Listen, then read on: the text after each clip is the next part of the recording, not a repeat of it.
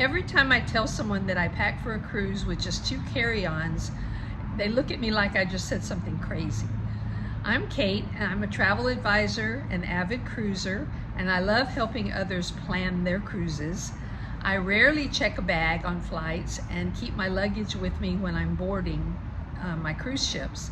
So today I'm pulling back the curtain on my exact cruise packing list, and I'm going to prove to you that packing light for a cruise is not only possible, it's better. Before I get into the actual packing list, let me tell you why I only take 2 carry-ons. Number 1, no checked bag fees. Depending on your airline, that can save you $50 to $100 round trip. Money that's a lot more fun to spend on a shore excursion or a spa treatment, or if you're like me, the casino once in a while.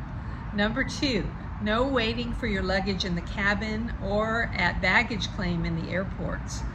You land, you walk on or off, and you go. Number 3, and this one's huge, no lost luggage. It does happen. I've seen it derail people's cruise vacations. Your bags go missing, the ship sails, and your stuff is somewhere in an airport in a completely different city.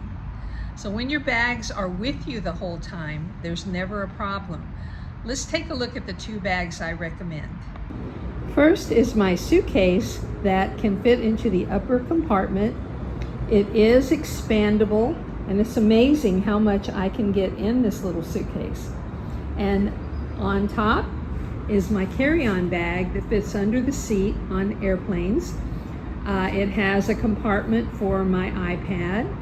It has many different compartments, zipper compartments, and it slides onto the suitcase. So it's very easy to carry through airports and onto the cruise terminal. So I will put links in the description to the bags that I prefer or that I recommend, along with other of my favorite travel hacks. So let's get to the actual packing list. First is clothing and outfits, and this is where people typically overpack. Cruises typically have 2 dress codes you're planning around. One is casual daytime, the other is evening dining, and maybe 1 or 2 formal nights depending on the cruise line that you are traveling with. So for a 7-night cruise, here's what I recommend. 4 to 5 daytime outfits, which would be shorts, lightweight pants, capris, shirts, casual tops, things that you can mix and match and possibly re-wear or wear again, pieces that work together in different combinations. And then 2 nicer dinner outfits, one for a formal night, if that's going to be held on your cruise ship, and one that's dressy casual, and that should cover it for the entire cruise, a 7-day cruise we're talking about. And ladies, a wrap dress is golden. That can pack really well, and it just looks great on a cruise. So I definitely recommend a wrap dress. Okay, next are shoes. Comfortable walking shoes, of course. I like sneakers for that. Flip-flops, and 1 pair of nicer shoes for dinner.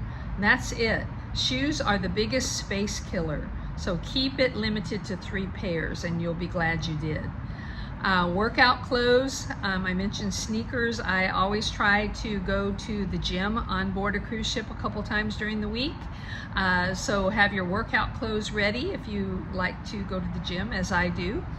And plenty of undergarments. That's something where I go a little bit above and beyond. I make sure I have enough undergarments for all 7 days. The mindset shift is that you're not packing an outfit for every day. You're packing pieces that you can mix and match and re-wear. Nobody on the ship is keeping track. You can rinse out items and hang them up to dry in your bathroom if needed. There is a laundry service on ships for a fee if you do run into that necessity. And Princess cruises are really cool because they have affordable self-service laundromats. So I really have enjoyed using those, especially on longer cruises. I was on an 11-day cruise through the British Isles, and it was so nice to have that laundromat. Next are toiletries and medications. I keep all of my toiletries, or liquids rather, in a medium-sized or quart-sized bag, because anything over 3.5 ounces would have to be checked rather than carried on the airplane. So that works out great. Just keep them in reusable plastic bottles inside your quart bag. The cruise ship will have shampoo and body wash in your cabin typically, so you don't even need to bring these unless you have a specific preference. The things I always pack also are SPF 50 sunscreen, and bring plenty of that because you're going to need it for your excursions, especially if you have beach excursions. Port shops charge a lot for this, so I would definitely recommend bringing that ahead of time. Insect repellent, if you are doing nature excursions, is a good idea.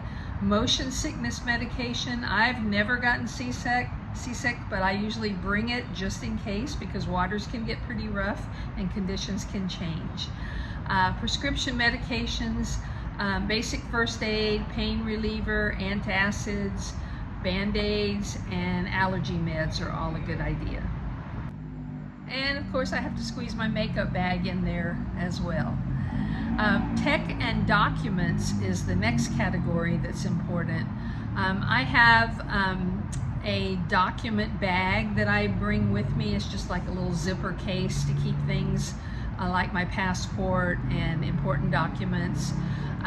Know that many cruises to international ports require, even if your destination technically only requires a birth certificate, they will require a passport. So be prepared for that. Cruise booking information is a good idea to keep with your documents. Digital and printed is usually a good idea. Travel insurance info, and yes, I do recommend travel insurance just to be safe for medical and for your travel. In case things are delayed, flights are delayed, and you miss your cruise ship, it's always a good idea to have travel insurance, and it's very affordable. And I'll have a link in the description below for that, along with all the other items that I've mentioned. A pro travel tip is to take photos of your documents and email a picture to yourself. You don't want to have your passport photo and really important, like your driver's license, all that information in your photos in case your phone gets lost or stolen. But if you email it to yourself, then if anything does get stolen, lost or stolen, you have backup copies immediately through your email. And you can usually use someone else's phone or whatever you need to access that information. And the other tech items are your phone and your charger, of course.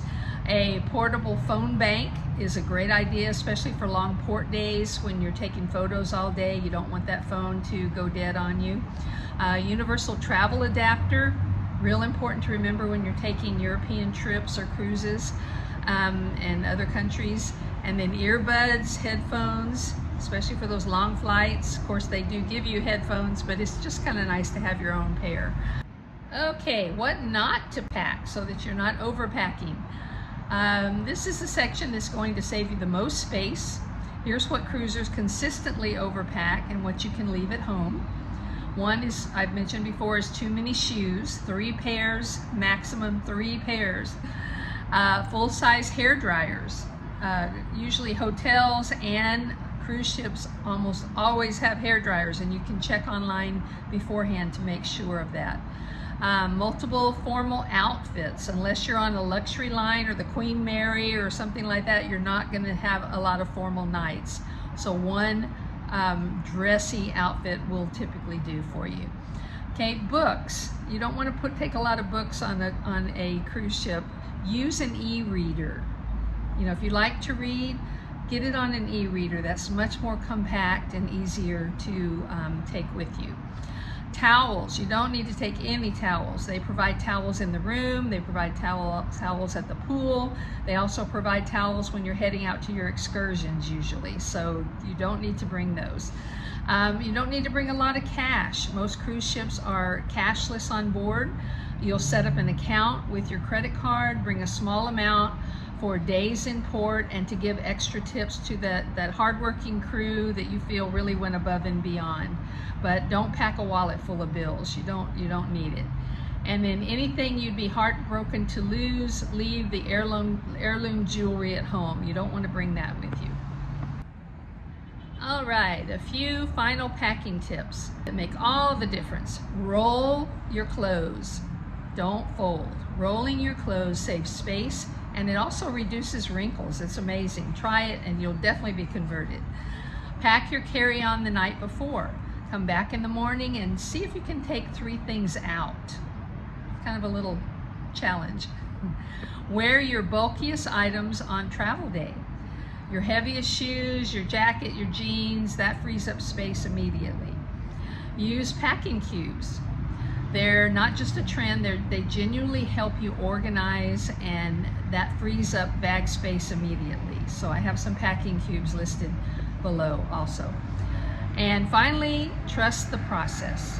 The first time you pack light and walk off a plane straight to your cruise terminal with everything you need right there with you, you will never go back. If you found this video to be helpful, please like and subscribe, and check out the other videos on my channel, especially geared to first-time cruisers, if that's what you are. All right, until next time, ciao.